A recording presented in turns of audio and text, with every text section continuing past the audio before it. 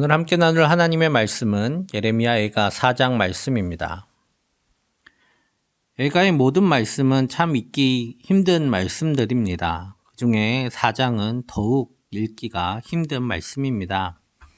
포위된 예루살렘의 참상이 아주 생생히 묘사되었기 때문이죠. 예루살렘 성은 매우 강력한 요충지에 있습니다. 아무리 큰 군대도 함부로 넘볼 수 없는 곳에 바로 예루살렘 성이 위치해 있습니다. 그렇기 때문에 예루살렘 성은 유다 백성들에게 반석과도 같은 의지가 되는 존재였습니다. 예레미야를 통해 전해진 항복하라는 하나님의 말씀을 그들이 듣지 않은 이유 중 하나도 예루살렘 성이 그만큼 공고하고 안전하다고 느꼈기 때문입니다.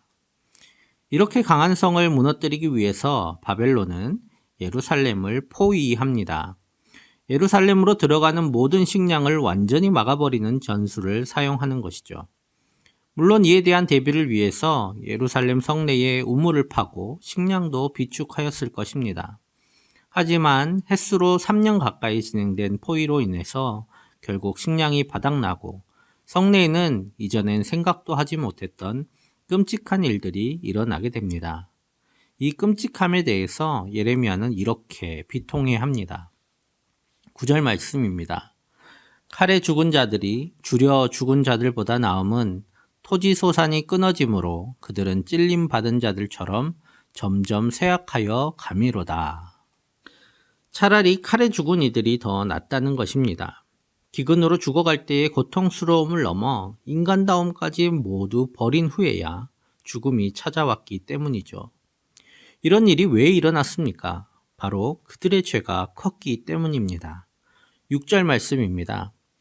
전에 소돔이 사람의 손을 대지 아니하였는데도 순식간에 무너지더니 이제는 딸 내 백성의 죄가 소돔의 죄악보다 무겁도다.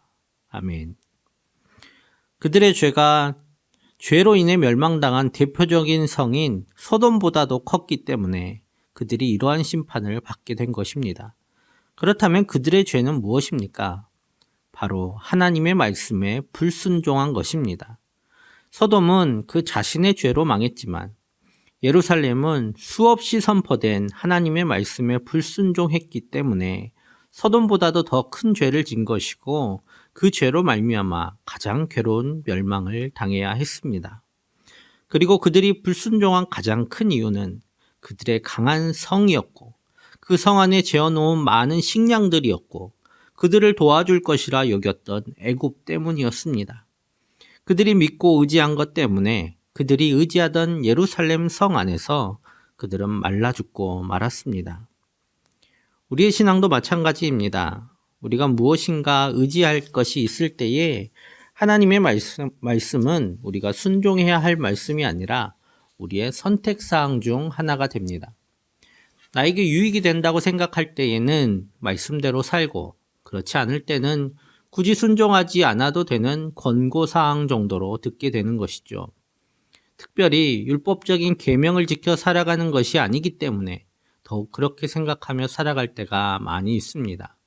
하지만 우리가 의지하는 그 무엇인가가 강하고 견고하면 견고할수록 우리의 영혼은 그 안에서 말라갑니다.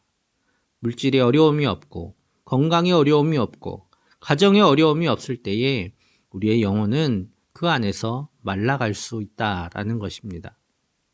우리가 의지할 것들이 무너져서가 아니라 무너지지 않아서 더 쇠하여져 가는 것일 때가 우리 가운데도 있습니다. 오늘 우리는 정말 하나님을 의지하는가 하는 질문 앞에 서야 합니다.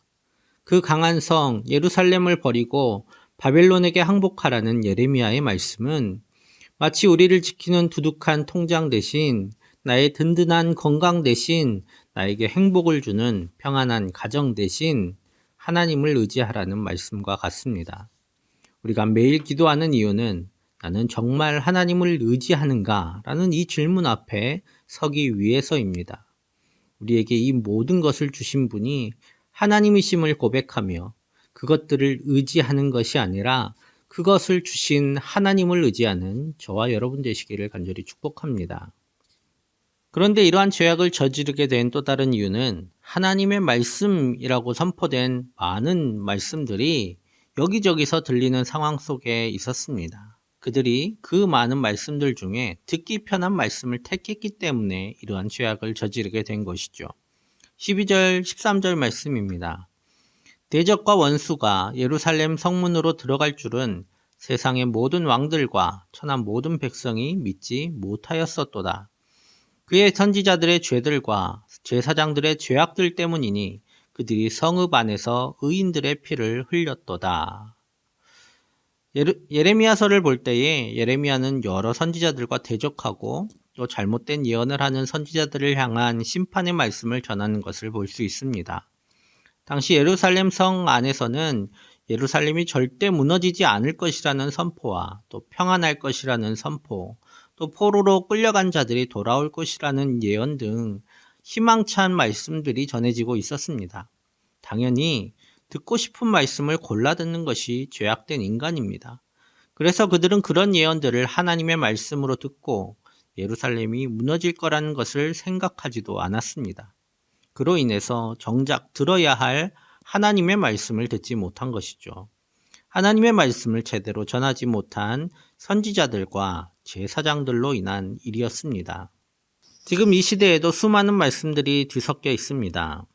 코로나19로 인한 팬데믹 상황 속에서 교회에서 모여드리는 예배를 멈추고 각자의 자리에서 예배를 드리고 있는 한편 또 다른 곳에서는 이것이 교회에 대한 탄압이다. 그래서 모여서 예배를 드려야 한다라고 주장하기도 합니다. 그리고 어찌 보면 이것이 더 신앙이 있는 것처럼 보이기도 합니다. 우리는 무엇을 따라야 합니까? 우리는 하나님의 말씀을 따르는 것입니다. 하나님께서는 우리의 예배 골방에서 홀로 드려도 기뻐 받아주십니다. 그렇다면 우리가 모여서 예배를 드리는 이유는 우리의 신앙에 그것이 더 유익하기 때문입니다. 모여드리는 예배는 나에게 유익한 것이지요. 하지만 예배드리고 싶은 간절한 마음을 누르고 답답한 화면으로 예배드리는 것은 무엇을 위함입니까? 이웃들의 안전과 건강을 위함입니다. 이웃을 사랑하기 때문에 우리는 모여서 드리는 풍성한 예배를 내려놓고 지금도 조그만 화면 앞에서 예배를 드리고 있습니다. 이 둘 중에 무엇이 하나님의 말씀을 따르는 일입니까? 우리를 위하여 자기 자신을 버리신 예수님을 따르는 일은 이 둘 중에 무엇입니까? 이웃을 사랑하는 일이 아닐까요? 우리는 이것이 답이다 라고 말하기 전에 하나님께서는 무엇을 원하시는가를 늘 물어야만 이 땅에 하나님의 뜻을 온전히 전할 수 있습니다. 하나님의 뜻을 잘못 전한 이들로 인해서 예루살렘 성에 참상이 일어났습니다. 우리 모든 성도들은 하나님의 뜻을 전하는 이들로 늘 고민하며 하나님의 뜻을 바로 전해야 합니다. 조촐하며 또 답답한 가운데서 하나님을 예배하는 것은 우리의 자신의 유익이 아니라 세상을 사랑하셔서 자기를 버리신 예수님의 계명을 따르는 일입니다. 세상을 사랑하신 하나님의 사랑을 삶으로 전하는 우리 모두 되기를 간절히 소망합니다. 마지막까지 믿었던 애굽도 하나님의 심판의 도구로 들린 바벨론을 감당하지 못했고 마침내 예루살렘은 무너지고 백성들은 포로로 끌려갔습니다. 굶주린 백성들은 포로로 끌려가는 여정 중에 죽고 끌려가서 죽는 이 수많은 비참함을 겪게 되었습니다. 그들은 의지해야 할 것이 무엇인지 분별하지 못해서 하나님이 아닌 나라와 성과 능력들을 믿었습니다. 그런 그들에게 전해져야 할 하나님의 말씀은 선지자들의 거짓됨으로 왜곡되고 변개되었습니다. 이로 인해서 결국 나라는 망하고 백성들은 기근 속 참상 속에 죽어가야만 했습니다. 오직 하나님만이 우리의 피난처가 되십니다. 주신 것에 감사하는 것과 그것을 의지하는 것을 잘 분별하여서 우리를 돌보시는 하나님을 의지하기를 간절히 소망합니다.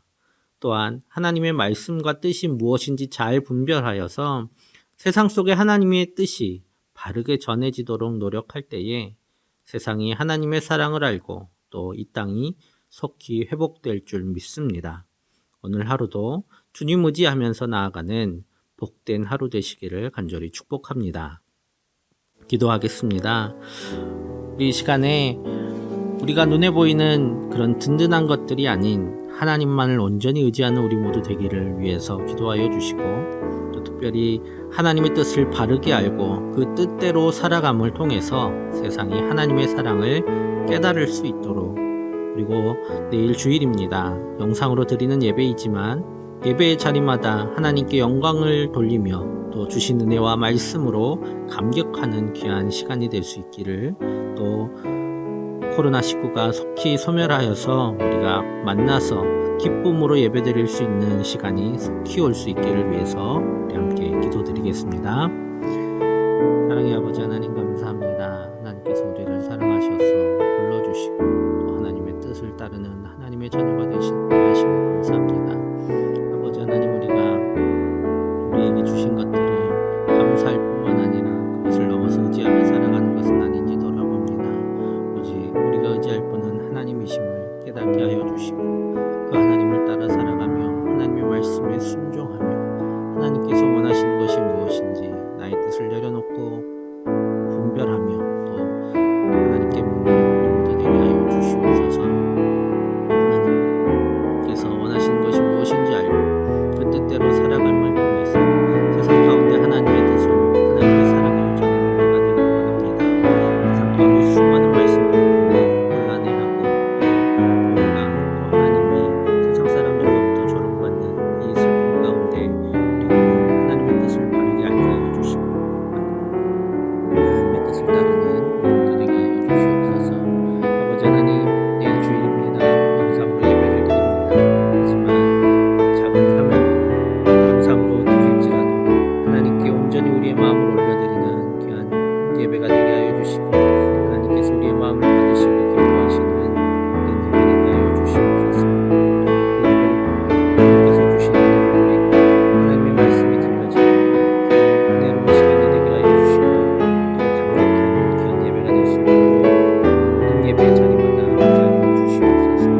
코로나19로 인하여 고통당하고 있는 많은 이들을 주님 도와주시고 이 모든 상황들이 속히 종료되고 또 마음껏 예배할 수 있게 하여 주시옵소서. 우리가 주님께 함께 모여 찬송하며 또 기쁨으로 예배드리는 그날을 속히 허락하여 주시옵소서. 사랑의 아버지 하나님, 하나님께서 우리에게 귀한 것들을 허락하여 주셔서 또 그것으로 인하여 살아가고 또 살아가게 하심을 감사합니다. 하나님, 하지만 그것들을 의지하며 살아가지 않게 하여 주시고 그것들을 주신 하나님만을 의지하며 살아가는 우리 모두 되게 하여 주시옵소서. 아버지 하나님, 우리가 하나님의 뜻을 바르게 알기를 원합니다. 하나님의 말씀을 듣고 또 하나님께 묻는 우리가 되게 하여 주시고 우리의 유익이 아니라 하나님의 뜻이 무엇인지 분별하는 우리 모두 되게 하여 주셔서 세상 가운데 주님의 뜻을 바르게 전하는 우리 모든 성도님들 다 되게 하여 주시옵소서. 또 내일 주일 영상으로 예배를 드립니다. 영상으로 드리지만 하나님께서 우리에게 은혜를 베풀어 주시고 성령으로 충만히 임재하여 주셔서 주님께 드리는 우리의 마음이 하나님께 기쁨이 되는 귀한 시간 되게 하여 주시고 주님께서 주신 은혜와 또 말씀으로 감격하는 귀한 예배의 시간이 될 수 있도록 주님 인도하여 주시옵소서. 이 코로나19가 속히 소멸되게 하여 주셔서 마음껏 모여 함께 예배할 수 있는 그날을 속히 허락하여 주시고 또한 이로 인해 고통당하고 있는 모든 이들을 주님 돌보아 주시옵소서. 주의가 심합니다. 아버지 하나님, 약한 이들을 돌보아 주시고 주의 가운데도 강건하게 지켜주실 줄 믿사오며 예수님의 이름으로 기도드립니다. 아멘.